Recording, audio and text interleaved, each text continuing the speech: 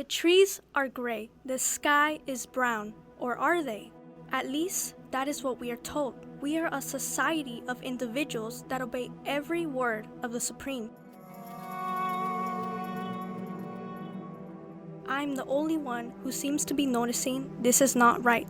The stage lit with color after my name was called. I walked with confidence to the flashing spotlight. I was handed my trophy and claimed my glory. I smiled through it all. Was it a real smile? Maybe not, but nobody else knows about my intentions.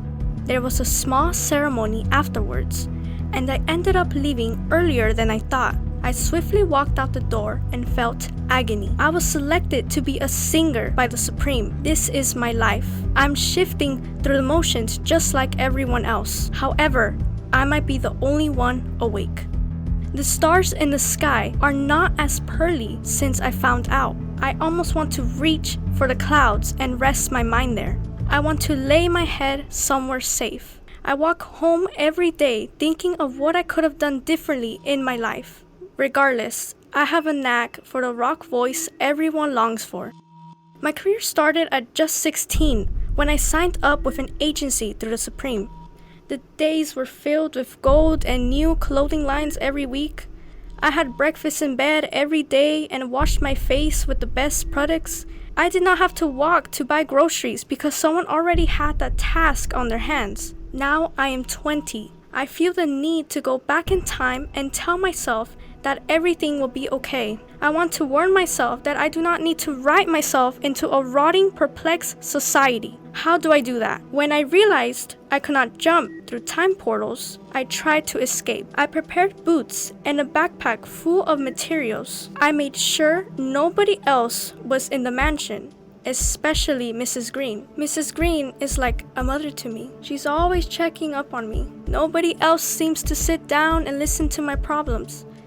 Everybody sees the perfect, beautiful side to me. My voice is all they care about. What can I expect though?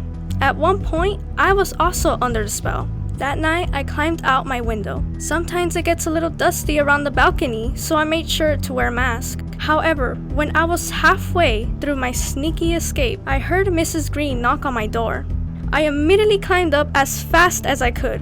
I swiftly launched myself onto the balcony floor and onto my bed before she could notice anything off. My heart was pounding.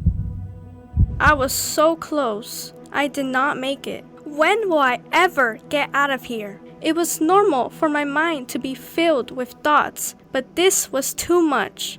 After I heard her close the door, I stepped out of bed and stared at my hands. They were hurt. I pulled a photo from my pocket, revealing 3 faces grinning ear to ear with a piece of cake, the best slice of cake I have ever made.